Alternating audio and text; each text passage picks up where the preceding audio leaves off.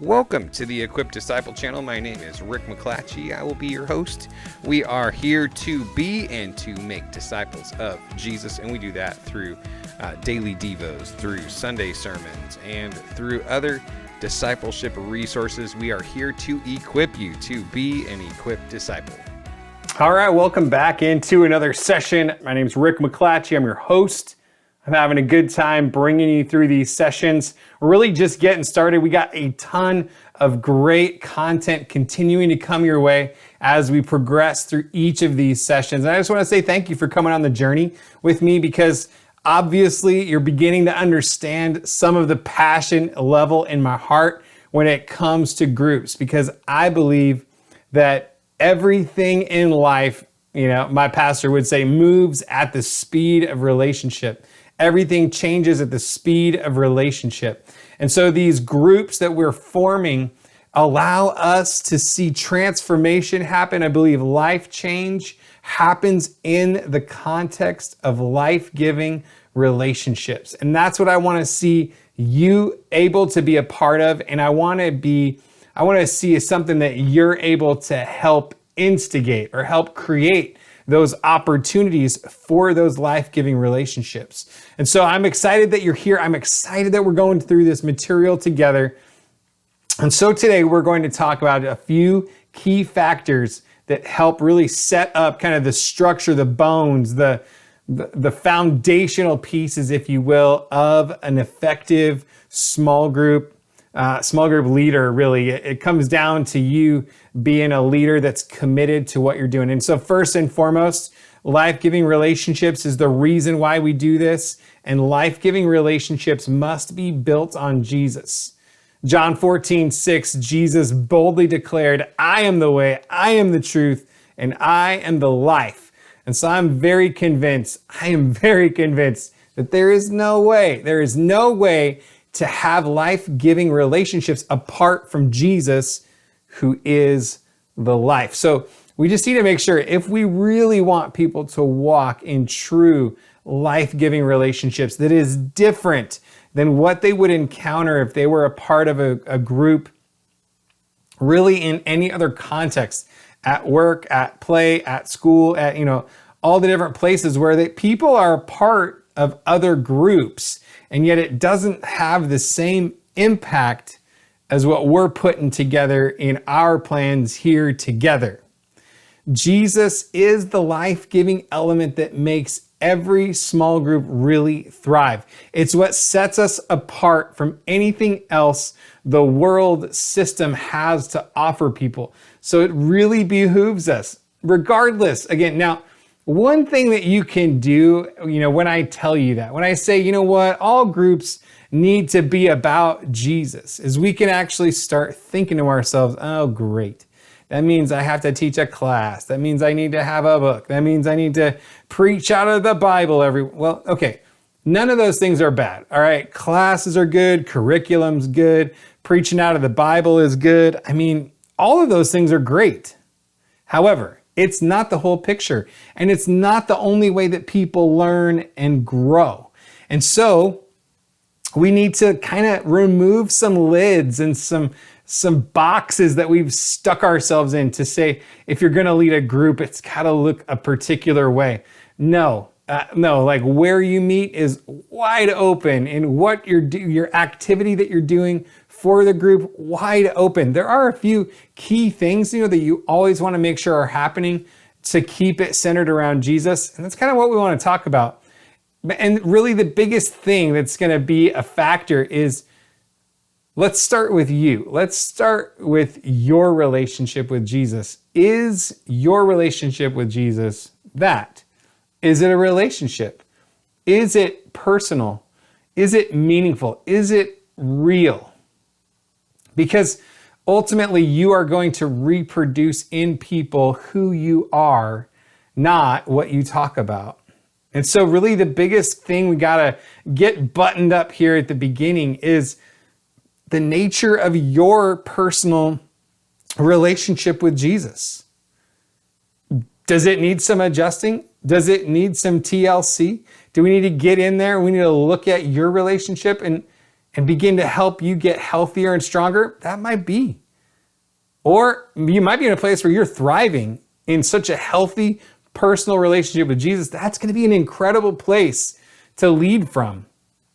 Because again, it doesn't matter the activity of the group, it's the purpose to help people take their next step in their relationship with Jesus and to grow in life-giving relationships with one another.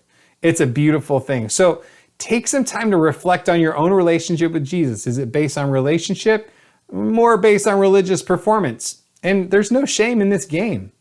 So if you find yourself a little bit more like leaning in that area of religious performance, don't shame yourself. Don't get all down. No, let's begin to take steps to introduce greater levels of relational connection with God in this process. What's one small adjustment that you can make in your relationship with God today to make it more relationable and, whoa, watch out, enjoyable? I mean, time out. Is that even possible? Can you turn your relationship with God into something that you actually enjoy? I believe it's possible. I believe you can do it. And so I'd encourage you, take stock. What is something fun that you can introduce into your time with God? It doesn't have to be all stuck, like, oh, frowny face. No, celebrate, come into his presence with singing and thanksgiving and joy and stir it up a little bit and see what God might do. Now, we were already talking about how not every group needs to be a Bible study. And again, it's not knocking on Bible studies. Actually, one of my favorite kinds of groups to have is to get people really into their Bibles and really understanding how to read it, how to interpret it, how to apply it to their lives. I'm pretty passionate about that, but not every group needs to be about that. That kind of group's not going to reach every single person. But what we can do is we can take a look at your life and we can take a look at what are you passionate about? What are you interested in? What are some of your hobbies? What are the things that really get your passion bucket going? What is it that you love to do? What is it that you're already doing that you can simply invite other people into your world and have a group together around that thing that you're already passionate about? Because what that does is creates what we call kind of the hook or the common ground in order for a relationship that might otherwise take weeks or months to be built can actually be built much quicker because you've got all this common ground. Like you're both runners, you're both, crocheters, you're both soccer players, whatever the thing is, whatever the activity is that you have going on, you both do it. The group does it. And so there's all this common ground for you to come together on that really actually gives you this strong foundation to grow the group from. And let me tell you, it's the way evangelism was meant to be done. It's the way it was intended to be, that you invite people to life with you. And that's the thing that makes the gospel real, is because they get to know the real you. They connect with who you are. And that, my friend, is the number one reason why I want you leading a group in an area that you're passionate in, so that you can draw other people into something that you're passionate about, that you're enjoying, that you're loving, something that you can be joyful about, something you can be excited about. That gets me pumped up. And it gives you inroads into people's hearts to be able to speak to them on a very deep level. And that's such a powerful place for evangelism to happen when you have that common ground. So right now, begin to reflect on what kind of group should you be leading? What is it that you're already doing? What is it that you're passionate about? What is it that gets you excited? What are your hobbies? And then begin to think through, how can I turn that into a group? What time, where, when, how, all that stuff, right? We're going to continue to talk about some of those questions and some of those decisions as we continue on in this process together in following sessions.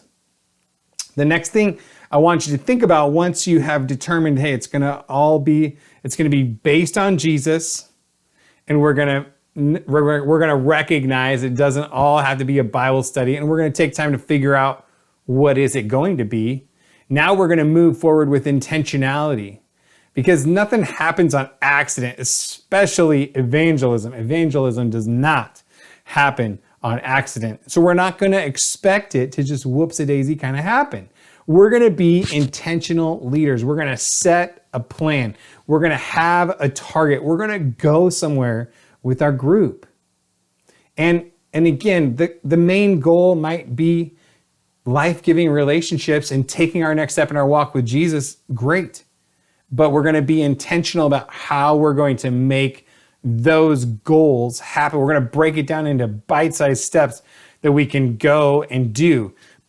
If you fail to plan, you plan to fail. We all know that statement. And so think through in advance how you will begin to bring Jesus into that particular group meeting, into that particular interaction with that group member. Think through, that way we can just bring the life of Jesus into normal, everyday life. We're going to take the supernatural and bring it into the natural in such a way that it actually feels like, I think these things fit together. So is it going to be in prayer? Is it going to be giving a devotional? Is it going to be giving your testimony? What else? What else is there that you can think through to help bring Jesus into the context of the group? Next up is consistency. First and foremost, in your consistency with your walk with Jesus, that's going to be huge, a huge foundation piece for your group. Next is going to be consistency in your group meetings, like time and showing up, and like that really helps let people build in something when it's consistent and predictable. Even if they miss a little bit here and there, you being consistent is going to be something that's really going to build a lot of strength into the group. And then be consistent with the group. And what I mean by that is be consistent with the people. Be consistent in asking for prayer requests. Be consistent in actually praying for them. Be consistent in actually letting them know that you are praying for them. So all those points are really, really important. And so think through just really practically, what are some tools that you're going to need so that you can remember the prayer requests that people bring up. Are you going to use a notebook? Are you going to use your phone? Are you going to group text it to everybody so they can all be praying? How are you going to do that? And how will you communicate consistent prayer for each of them? Like, how are you going to let them know that you've been praying for them? What's that going to look like? Are there tools that you can use to make it happen? So we're actually going to talk more about that kind of stuff as we go along, but just something to begin to think about here in the beginning. Next is authenticity. And I'm telling you what, this is going to be the last point we're going to talk about in this session, because it is so vital. I mean, how many of you out there need another program to be a part of? I'm guessing nobody. I'm guessing nobody's raising their hand right now, because we don't need to be a part of another program. We want to be a part of community, of genuine life-giving community. That's what we want to be a part of. And so you as a leader have the ability to set the tone, to set the culture of the group, to be real and authentic in your approach to your relationship with God and your approach to relationship with one another.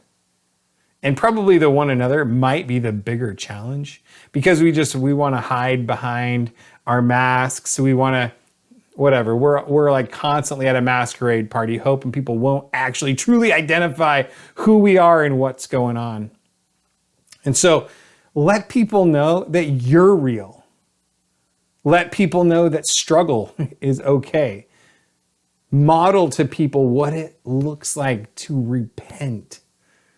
I'm telling you what, repentance is like a lost art in so many ways. And so for people to be able to come to a group and hear a leader talk a little bit about some struggle and talk about some surrender and talk about some repentance, oh man, is that a powerful, powerful tool right there. And it just takes vulnerability and honesty to let people know where you're at, how you're processing it, how you're laying stuff down before the Lord. And what that does is it breeds that in the rest of the group, because you begin to give people permission to be real where previously they wanted to hide. You begin to affirm people in their struggle that they are not the only one. One of the chief tactics of the enemy is to get people to believe that they are the only ones going through this thing that they're going through, and that nobody can help them. Nobody will understand. And so you as a leader being real and vulnerable, letting them know that, hey, you know what? Even you have a bad day sometimes. And sometimes it even happens on a Friday. It's normal to have a bad Monday, but when you have a bad Friday, you know it's bad.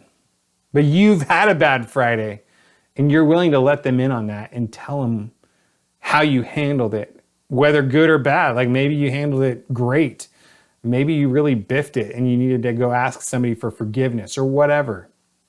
I'm telling you, you leading, vulnerable, willing to be real with people, it's going to make such a big difference in people's lives. It's unbelievable. So I just want to challenge you. This is going to sound a little rough, so get ready. Get ready. The 2 points that I kind of want you to think through is one, get over yourself. So that pride piece of you that doesn't want to tell people when you're struggling, when you're not doing well. And I want you to get over your fear of man, that part of you that's afraid of what people might think of you if you let them in to know the real you. And I just want you to know people are looking for somebody real that they can rely on, that they can confide in, that they want somebody that's real. So think about that in your own life. Think about, where is my pride getting in the way? And where is my fear of man getting in the way? And what can I do about dismantling those so that I can lead a group that's all about Jesus, not necessarily a Bible study, has intentionality, has consistency, has authenticity. I'm telling you, it's going to be a beautiful thing. And we're going to continue to talk about more of some of this stuff and then a bunch more content. I'm really excited to continue the journey with you, and I will see you in the next session. God bless you.